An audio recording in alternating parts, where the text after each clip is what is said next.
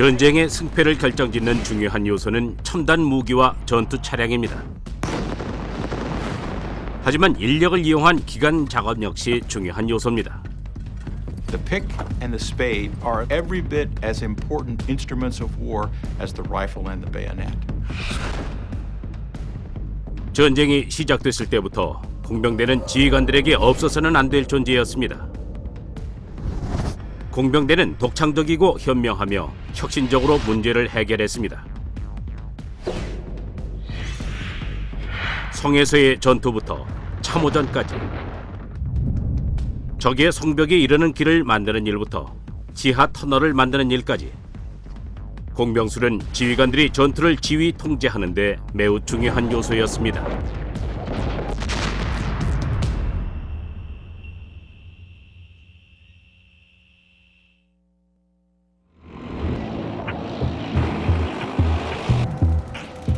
지상전은 땅을 빼앗거나 지키는 전쟁입니다.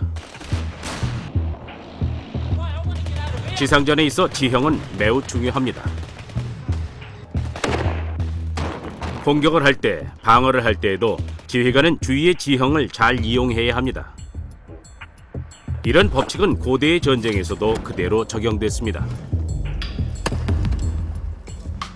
로마의 보병 군단은 여러 지형에서 작전을 펼쳤습니다. 로마의 공병대는 역사상 가장 훌륭한 공병대로 꼽힙니다.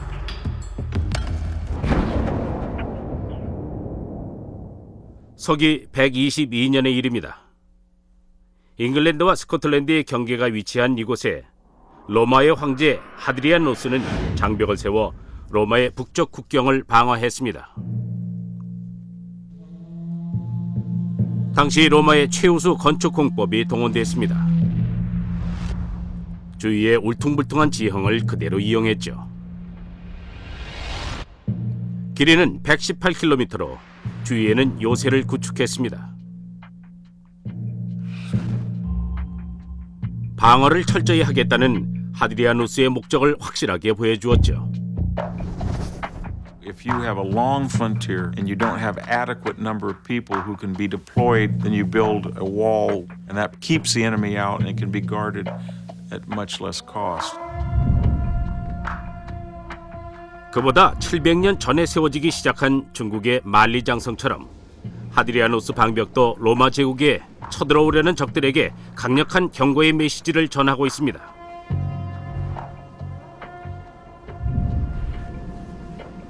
그러나 공병술은 방어적 수단일 뿐만 아니라 공격적인 수단이기도 합니다. 세대에 걸쳐 공병술을 전수받은 로마 군인들은 공격 작전을 펼칠 때 삽과 곡괭이를 아주 능숙하게 사용했습니다. If you have a wall, there's only three ways to get past it. You go over it, you go under it, or you go through it. And there's a science that will develop to do that. 방어벽을 무너뜨리기 위한 로마군의 작전을 확실히 엿볼 수 있는 곳은 이스라엘의 마사다입니다. 서기 73년의 마사다 요새에 대한 로마의 공격은 승리를 얻기 위해 로마의 공병대가 얼마나 성실하고 독창적이었으며 꼼꼼했는지를 잘 보여줍니다. 유대인 저항군은 로마군에 저항할 장소로 마사다를 선택했습니다. 접근이 어려웠기 때문입니다. Masada is an excellent example of an ancient fortification.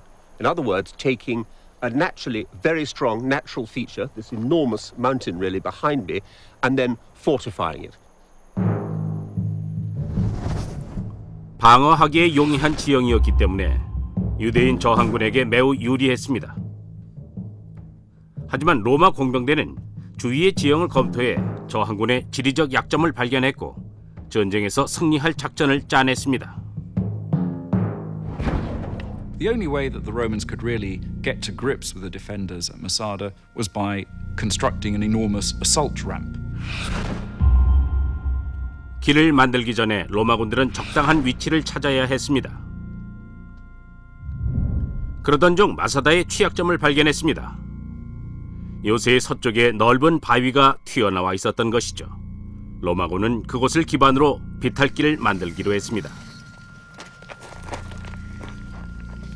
그렇다고 해도 로마군이 만들어야 할 비탈길의 길이는 200m가 넘었습니다.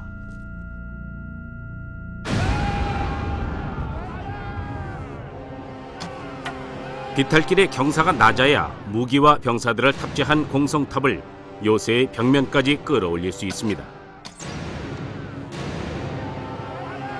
정상에 오르고 나면 공성탑 안에 무기를 갖춘 병사들이 방벽을 두드려 깰 수 있습니다.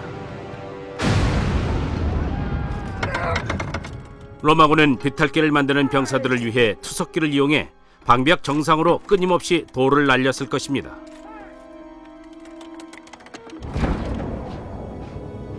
하지만 관건은 공성탑을 안정적으로 지지해줄 수 있는 비탈길을 만드는 것이었습니다. 로마군이 사용한 공법에 대한 단서는 오늘날에도 찾아볼 수 있습니다. Now, these bits of timber here have been here for nearly 2,000 years. They were laid by Roman legionaries when they were building this immense ramp behind us. We think they're some form of reinforcing, rather like we have steel rods in concrete today to hold that together. So these timbers were driven in horizontal layers to try and keep the ramp in one compact mass. 정확하게 어떤 식으로 건설했는지는 알 수 없습니다. 아마 등성이 부분과 그 양쪽을 계단 모양으로 만들어 기초를 안정적으로 구축하고 미리 만들어둔 목재 상자를 강화 판재로 받쳐서 안에 흙을 채워 쌓아 올렸을 것입니다. 이제 비탈길은 공성탑의 무게를 견딜 수 있을 만큼 튼튼합니다. 로마군은 공병술로 높이의 차이를 극복하고 방벽을 공격해 이 산악 요새가 갖고 있는 약점을 집요하게 공격했습니다. The towers at Masada do not project out beyond the wall line. This does not allow for any flanking fire. It reduces their defensive capability quite substantially. So what we have at Masada is essentially a passive defensive system. 수비군은 이런 식의 계획된 공격을 버텨낼 수 없었습니다. 기원전 50년에서 서기 150년 사이 대포술과 함께 발전한 로마 공병술은 제국의 발전에 매우 중요한 역할을 했습니다.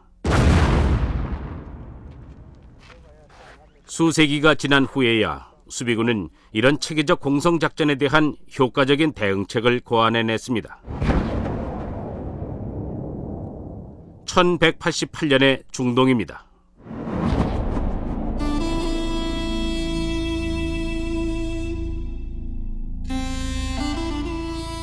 이슬람의 위대한 지도자 살라딘은 하틴 전투에서 십자군에게 엄청난 패배를 안깁니다.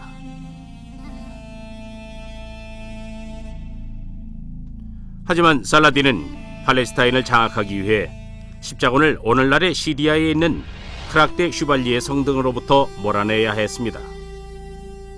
당시 십자군은 크락데 슈발리에 성을 점령하고 있었습니다.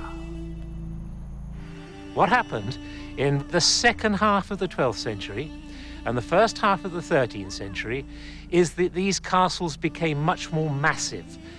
The whole structure tended to become taller, bigger, broader.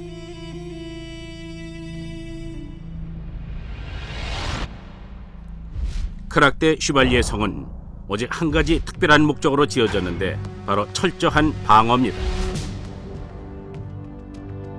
그 첫 번째 예는 막루탑으로 그 위에 투석기를 배치해도 될 정도로 튼튼하게 설계됐습니다. 이 새로운 종류의 평형추 시스템 투석기는 350m 이상 떨어진 공격 부대를 타격할 수 있었습니다.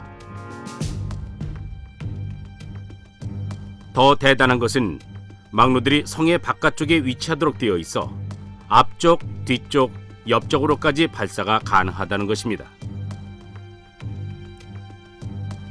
성의 기술자들은 다중 방어 시스템을 구축하고 싶었습니다. 그래서 선택한 한 가지 방안이 바로 동심 성벽이었습니다. Concentric walls on a castle mean an outer defense and an inner defense. And you can, in fact, have an outer, a middle, and an inner. You can take this thing quite a long way. It gives you defense in depth. 겹겹의 방어벽은 그 높이 또한 만만치 않습니다. One of the vital features of concentric design is that your inner fortifications, your inner line of wall, has to be higher than your outer, so that if the enemy does take the outer wall, they cannot use it as a fortification for themselves. They are completely overlooked by archers and defenders on the inner wall. 혹시 최악의 상황이 벌어져 성문이 뚫린다 해도 동심 성벽의 성은 방어선을 뒤로 물릴 수 있습니다. 크락대 슈발리에 성에는 성으로 들어가는 길 중간중간에 살상구역이 연속적으로 설치되어 있습니다. 이 페인트볼 총으로 데이빗 박사가 시범을 보이겠습니다. 안전 헬멧을 착용한 사람이 성 안으로 침투한 공격병의 역할입니다. 데이빗 박사의 표적이 되겠죠. 성으로 들어가는 통로를 통해 전진하는 공격병이 살상구라고 하는 구멍 사이로 노출됩니다. It's directly above the main entrance passageway which runs beneath us from the main gate to the interior of the castle. Right.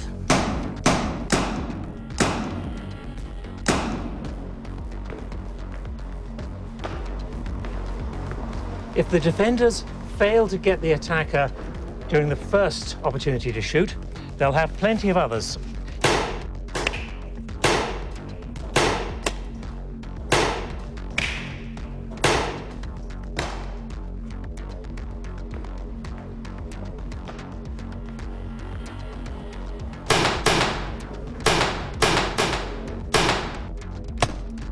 If I haven't stopped them then, I have one last chance.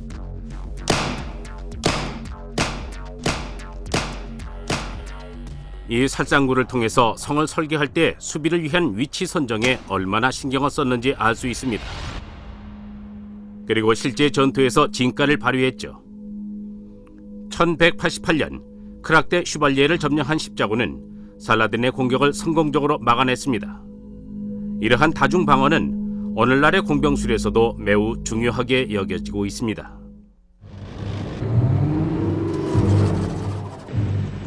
현대의 전쟁은 전개가 매우 빨라서 요새를 구축하고 있을 시간이 없을 때가 많습니다.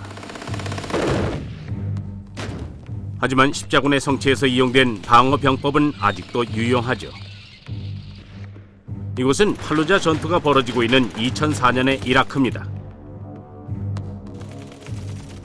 미군의 해병대가 이라크 반군의 공격을 뚫고 전진합니다. 양측 모두 즉석에서 전술을 구사합니다. What's gonna happen? M16s, 240. We're gonna pop up. Gonna do 5 seconds of suppression. Ready, set, go, hose up.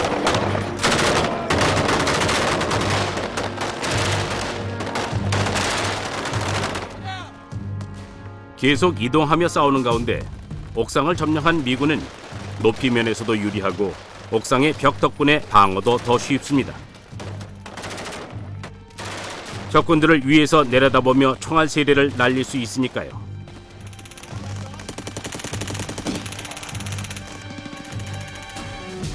그러나 팔루자의 건물들은 양측 모두에게 이점을 제공합니다.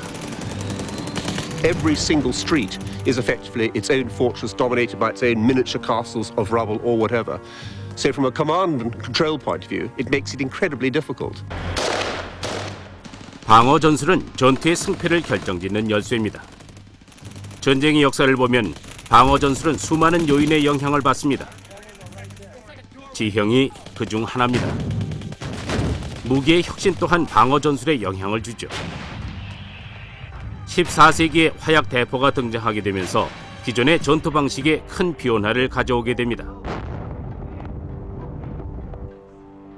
공병 기술자들은 이 막강하고 새로운 위협에 적응해야 했습니다. 1480년의 발칸반도, 오늘날의 그리스인 로도스 섬입니다. 오스만 투르크군이 유럽에 한 번도 소개되지 않은 놀라운 유력의 화약 대포를 이용해 로도스 요새를 공격했습니다. 중세의 방벽은 화약 공격을 견뎌내도록 설계되지 않았죠. 소수 병력의 몰타 기사단은 무슬림의 맹공에 굳건히 버텼습니다. 2달 동안 맹공을 퍼붓던 오스만 투르크군은 결국 퇴각했습니다. 몰타 기사단은 승리했지만 안심할 수 없었습니다. 그들의 지도자인 피에르 도부송은 그들이 다시 올 것을 알고 있었죠. 도부송은 중세의 돌벽이 화력 대포에 견딜 수 없다는 것을 잘 알고 있었습니다. 그는 로도스의 방어 시설을 재정비해야 한다는 사실을 깨달았습니다. Pretty much the next morning, Pierre d'Aubusson gets up and says, "Whoops, we didn't win because our walls were invulnerable." And so he starts to rebuild them. They rethink the whole principles of fortification. No longer do they feel that tall, thin walls will be effective against gunpowder weapons. 벽의 두께가 2.5m에서 8m로 보강됐습니다. 이렇게 해서 보루라고 하는 새로운 방어 거점이 탄생했습니다. 이 거대한 보루에서는 주벽에서 외부를 향해 보루 밖의 공격자에게 발포할 수 있었습니다. 반격의 방법이 훨씬 더 다양해진 것입니다. 로도스에 여러 개의 보루가 세워졌습니다. 보루마다 거대한 포좌를 설치하고 대포를 배치했습니다. The guns had become so big and so powerful, 18, 20 tons, 12, 14 feet, that the Hospitallers had to build their own firing platforms, these enormous platforms, just to counter the recoil of them. 이 발사대들은 기사단이 오스만 투르크의 다음 공격을 어떻게 준비했는지 보여줍니다. It's kind of odd to walk around the walls of Rhodes and you don't see anything that is the same as another feature. It's almost as if they're experimenting with everything that anybody thinks of that might preserve the city from the guns of the Ottoman Turks.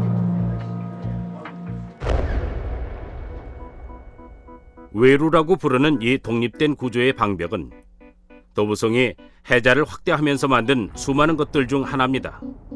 방어력을 향상시키기 위한 것이죠. Instead of just digging 50 meters of moat, he leaves this outerwork in the middle of the moat.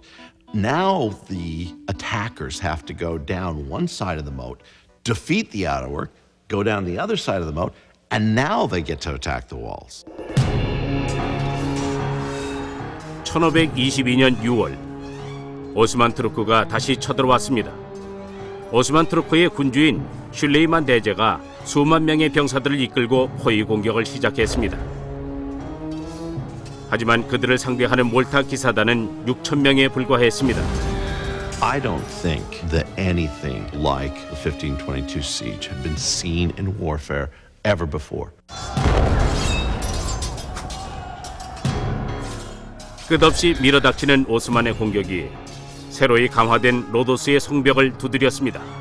The Knights Hospitaller would kill 1,000 and they'd look up and there'd still be 20,000 because another 1,000 had arrived from Turkey.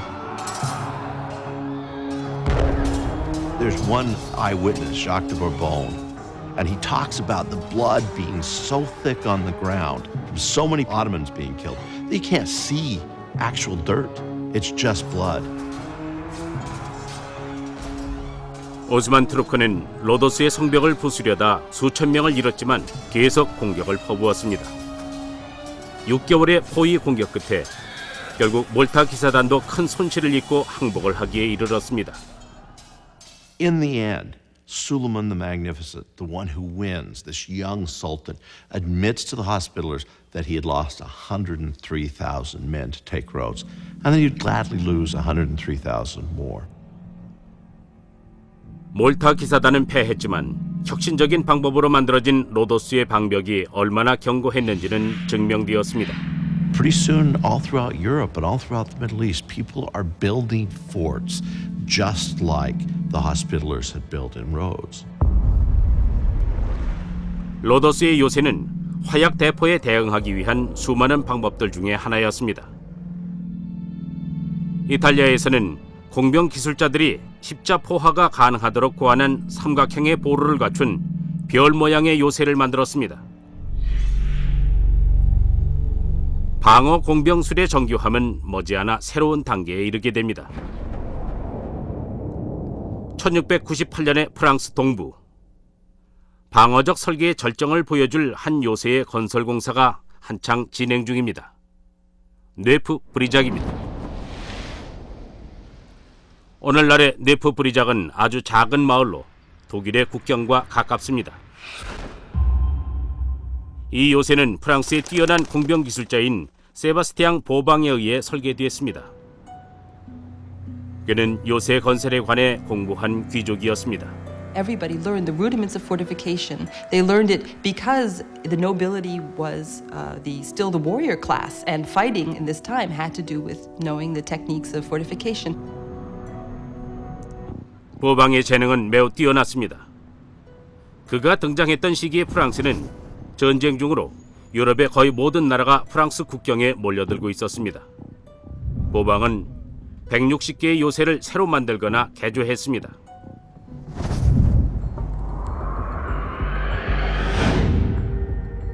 보방은 이탈리아의 별 모양 요새를 기초로 자신의 요새를 설계했지만 뇌프 브리작을 보면 그가 주변의 지형을 방어에 유리하도록 독창적으로 활용한 것을 알 수 있습니다.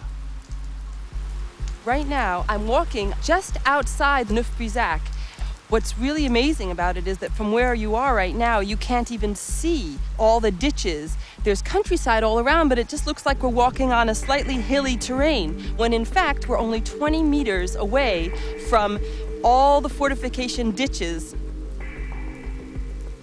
눈에 잘 띄지 않으면서도 교묘하게 고지대에 위치해 있습니다.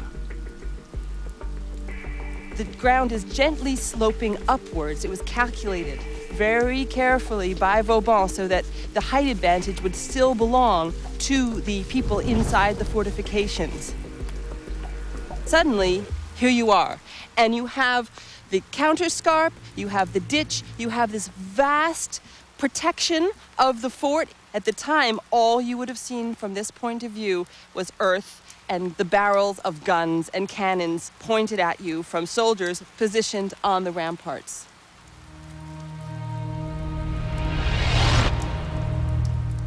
요새의 중심 방벽을 공략하려면 먼저 여기에 이 웨버부터 통과해야 합니다. 200년 전의 로도스 섬에서의 경험을 바탕으로 웨버는 이제 요새 건설 기술의 표준이 되었습니다. 보루 안에 배치된 총사들은 중심 방벽 앞의 지면을 즉각 방어합니다. What that means is that one bastion covers the other one. They each shoot crisscross style so that there's no cover along the wall.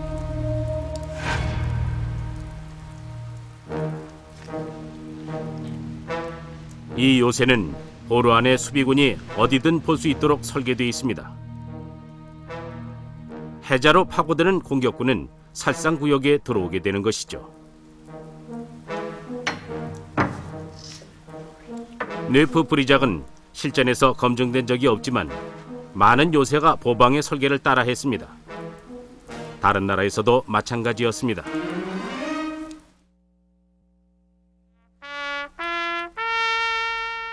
볼티모어항 입구에 자리한 맥켄리 요새. 1814년 미국 수비대가 이곳에서 영국 해군이 퍼붓는 엄청난 폭격을 견뎌냈고 이와 더불어 미국의 애국가가 만들어졌습니다.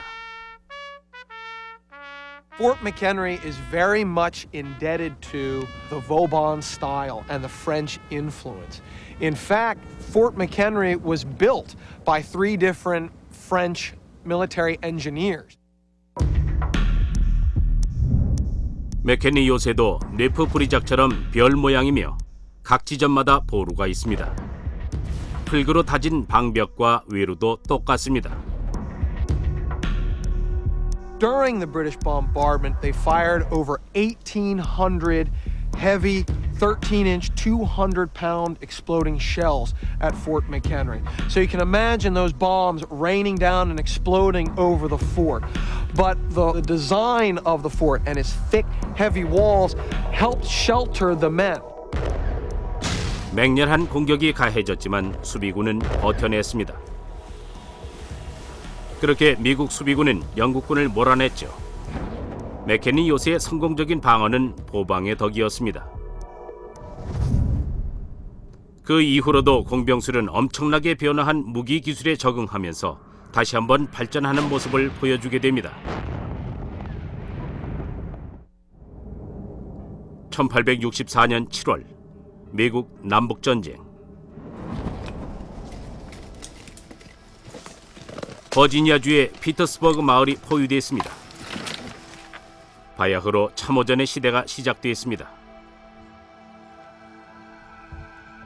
남부연합군의 로버트 E. 리 장군은 피터스버그를 지키기 위해 16km의 긴 방어선을 구축했습니다.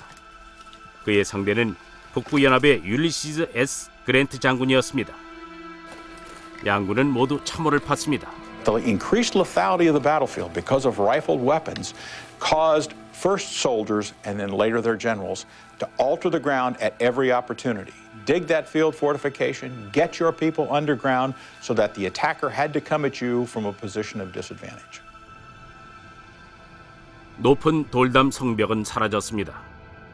이제 방어전의 중심은 땅을 파서 만든 참호로 옮겨졌습니다.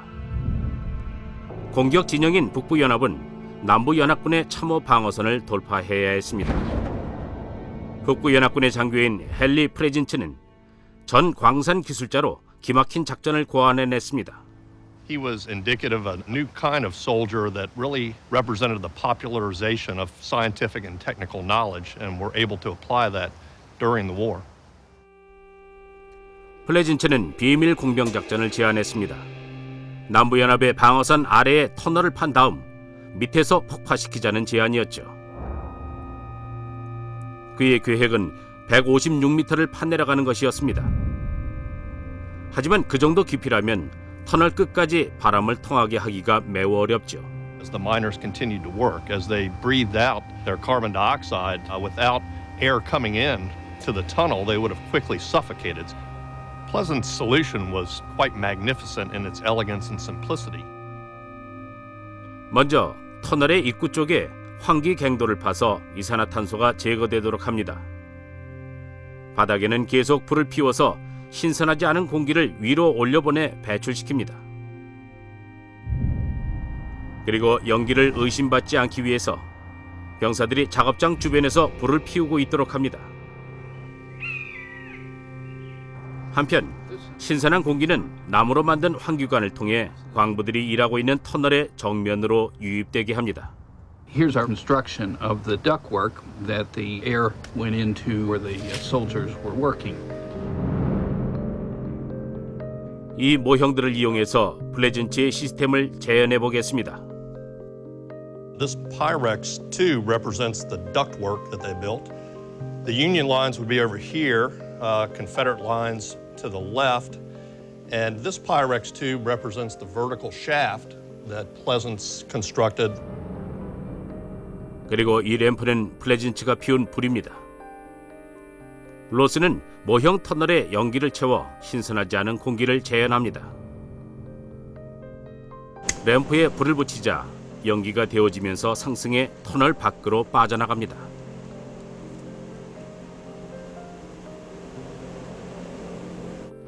종이가 펄럭이면서 터널의 병사들이 숨을 쉬도록 신선한 공기가 유입되고 있음을 보여줍니다.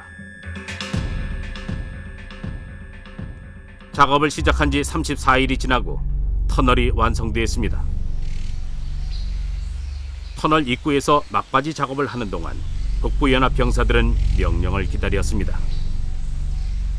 At the end of it, in kind of a T shape, they had two 30-foot galleries where they would store 4 tons of black gunpowder.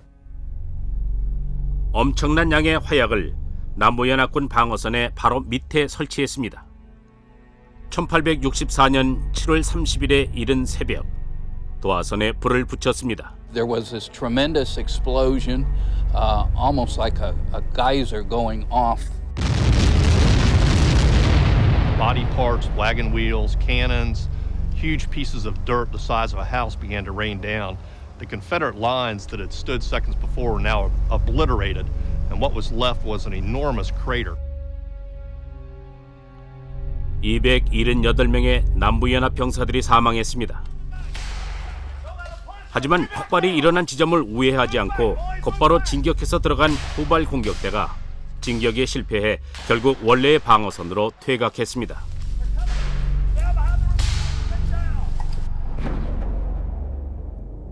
그러나 폭발로 만들어진 이 커다란 구덩이와 헨리 프레진치의 터널은 공병수를 이용한 문제점 찾기와 그 해결 방안을 보여주었습니다.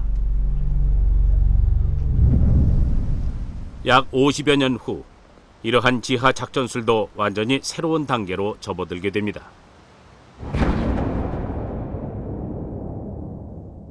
(1916년) 봄 1차 세계대전 프랑스의 베르댕 전장입니다. 독일과 프랑스 군대는 격전지 안에 갇혀 있었습니다. 양군은 전술적으로 중요한 보콰이의 언덕 아래에 커다란 터널을 팠습니다. 군 건축 역사가인 사이먼 페퍼는 조사를 위해 이곳을 방문했습니다. 여기는 프랑스군이 파놓은 터널 중 한 곳의 입구입니다. 지하에는 갱도 입구에서 파낸 흙의 운송에 쓰였던 철로 일부가 아직도 남아 있습니다. Below the hill of Vauquois, there is an absolute mass of tangled network of tunnels, each one trying to get under the enemy's tunnels so that they could destroy them or break into them and kill the miners. 언덕의 남쪽에는 프랑스군의 터널 연결망이 있었고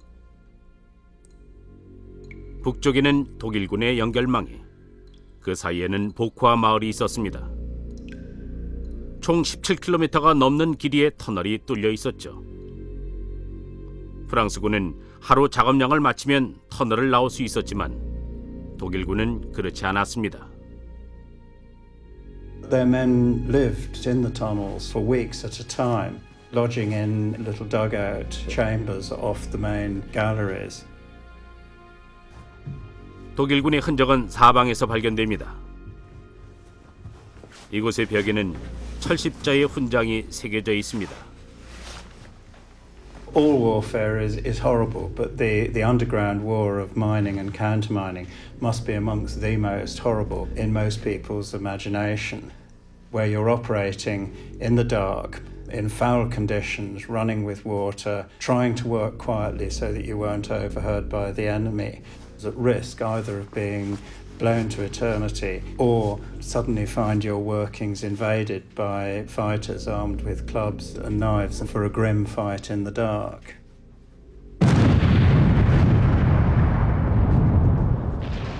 이 지하 전쟁은 신무기가 사용되면서 더욱더 치열해졌습니다.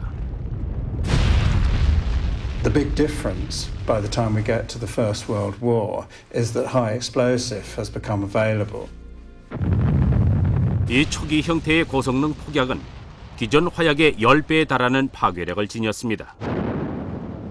보쿠아에서는 500번 이상의 지하 폭발이 일어나면서 언덕의 상층부가 흔적도 없이 날아갔습니다.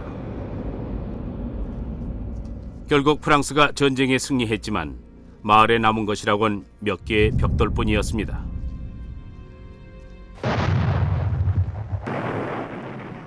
(1차) 세계대전에서의 공병 방어 기술은 지하에서만큼이나 지상의 전장에서도 발달했습니다. 서부전선에 펼쳐진 참호의 바로 앞에 대단히 새롭고 효율적인 장애물이 등장했으니 바로 철조망입니다. 19세기 후반에 나타난 이 농경 발명품은 순식간에 군사적인 잠재성을 드러냈습니다. 방어를 용이하게 해주면서 적의 진격 속도를 저해하고 그들을 살상지역으로 몰아넣었습니다. 게다가 철조망은 매우 가늘기 때문에 없애기도 쉽지 않았습니다. You walk up to the barbed wire and there's no way to get past and there's really no way back either and the enemy machine guns which are trained on you are going to cut you down. 1916년 솜무 전투에서 영국군은 보병대를 진격시키기 위해 독일군의 철조망을 뚫으려 했습니다. 그들은 공중폭발 산탄을 사용해 철조망을 끊으려고 했지만 생각보다 철조망은 단단했습니다. This represents a shrapnel shell, in as much as shrapnel shells were used to attack barbed wire entanglements. 플라스틱 폭발 장약 뒤에 붙은 작은 강철공이 유산탄의 공중 폭발을 재현할 것입니다. If you were to be bold enough to lie there, I can guarantee you're going to be seriously dead. But you're not a barbed wire entanglement, and the mechanics of it are very different.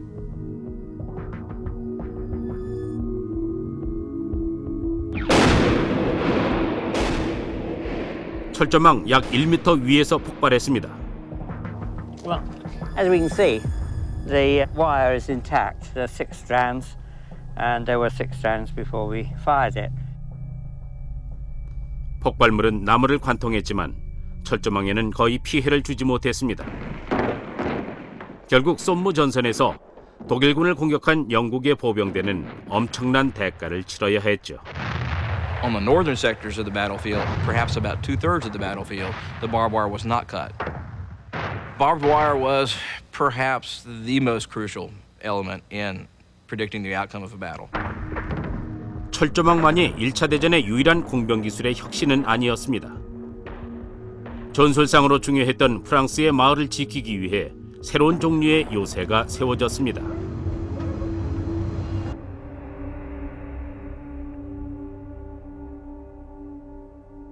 두아몽 요새는 베르댕 마을의 방어를 위해 세워졌으며 메주강의 필수 횡단 지점에 위치하여 프랑스군의 중요 방어 기점이 됐습니다.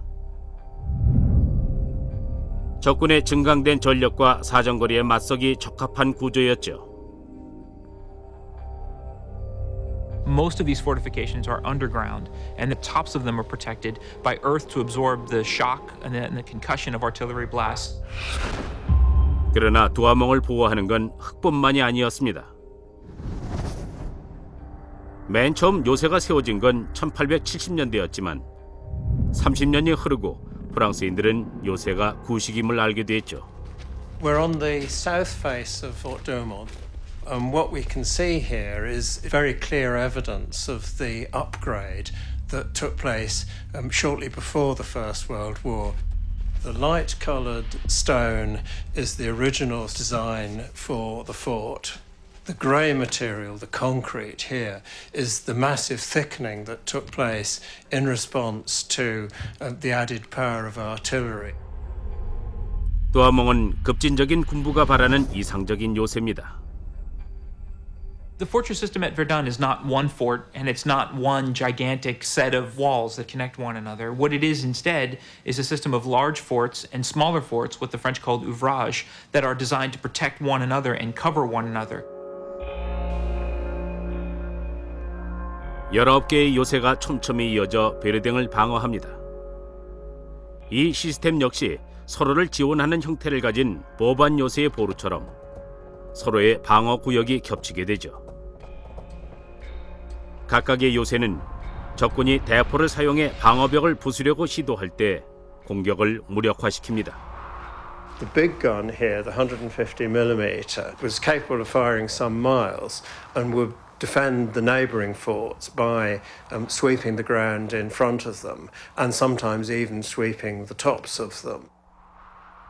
그 대신 두아몽 요새는 근처의 요새에서 지원을 받을 수 있었습니다. The loss of a fort did not necessarily mean that the entire system collapsed. You could still fight from the other forts.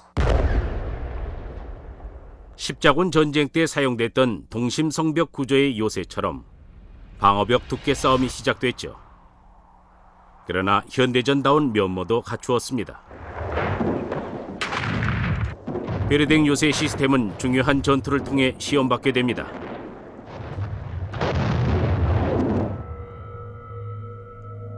처음엔 독일군이 승리할 듯 보였습니다. 1916년 2월 공격을 시작해 3월 초가 되자 독일이 두아몽을 장악하게 됩니다. 6월이 되자 보호 요새마저 함락됐습니다. 그러나 다른 요새들은 임무를 다 했습니다. While 2 of the major forts fall, Douaumont is the largest of the forts by far. The system itself holds, and as a result, the Germans don't get into Verdun and they can't cross the Meuse River in force. 프랑스군은 10월에 도아몽 탈환에 성공하고 마침내 베르댕 전투에서 승리했죠. 이 승리는 전후 프랑스 군사령부에 큰 영향을 미쳐 미래를 대비해 프랑스를 요새화하기에 이릅니다. After the war, the idea was to extend these fortifications along the border to protect the country against a new kind of attack. 프랑스 수뇌부는 급격한 국내 출산율 하락 때문에 독일과의 전쟁에서 불리해질 수도 있다는 것을 깨달았습니다. The French in the 1930s had a major manpower problem. They could not compete with Germany in terms of mobilizable manpower of military age.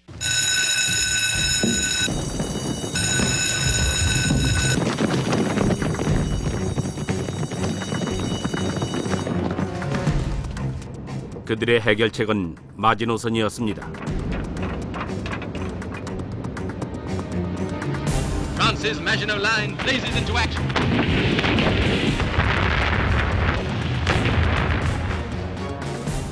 이는 베르댕의 방어 시스템과 유사한 점이 많았습니다.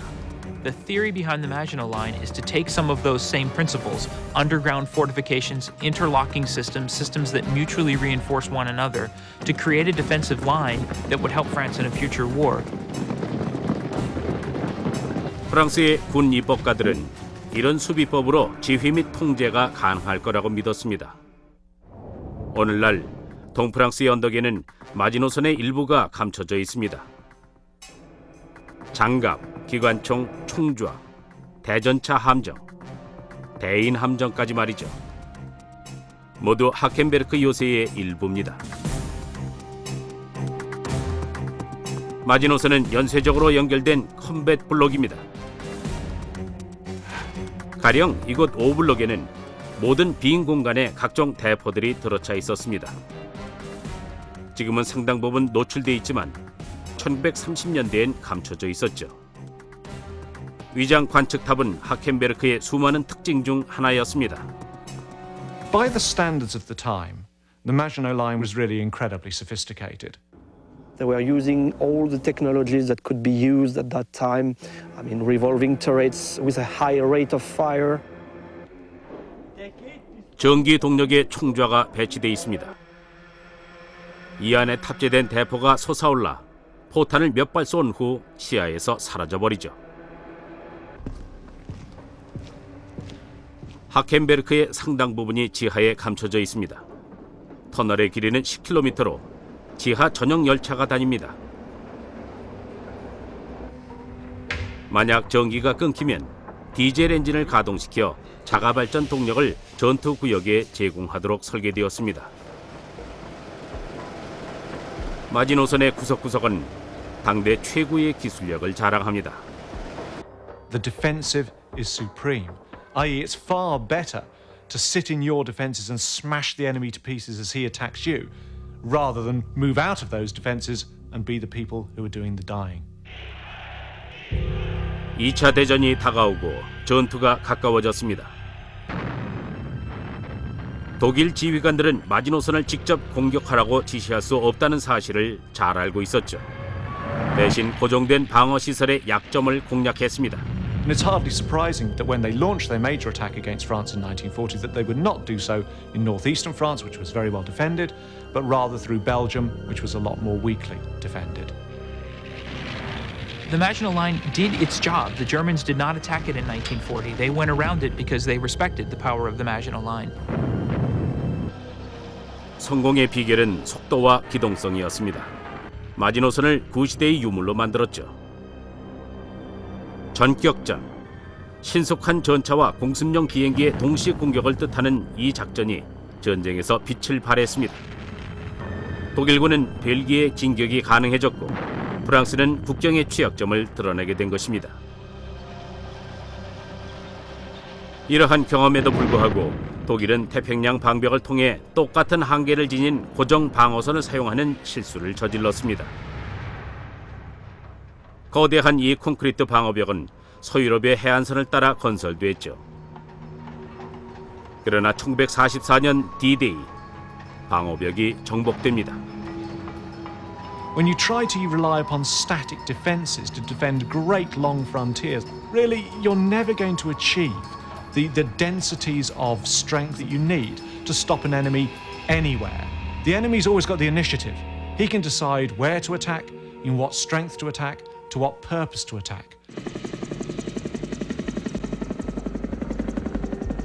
2차 세계대전 이후 전쟁의 성공을 결정하는 주요 요소로는 한층 향상된 기동력, 전장의 환경에 빠르게 적응하거나 조직을 변화시킬 수 있는 지휘관의 능력을 꼽을 수 있습니다. 또한 세계 각국의 이해타산이 충돌하는 21세기에는 공병술의 활용이 그 어느 때보다도 중요해졌습니다. 직접 전장을 지휘하고 통제하는 지휘관들은 공격이나 수비에서 유리한 위치를 선점하기 위해 공병술을 사용합니다. 이 영국 공병대는 아프가니스탄의 바그람 공군기지에 임시 요새를 세우고 있습니다. 새로운 부대의 도착을 맞이하기 위해서죠. 2000년 전 로마 군단이 마사다에서 새로운 지형을 만들어냈듯이 오늘날 현대의 병사들은 여전히 삽과 곡괭이를 사용해 지형을 변형시킵니다. 미래의 전쟁을 위해 지형을 설계하죠.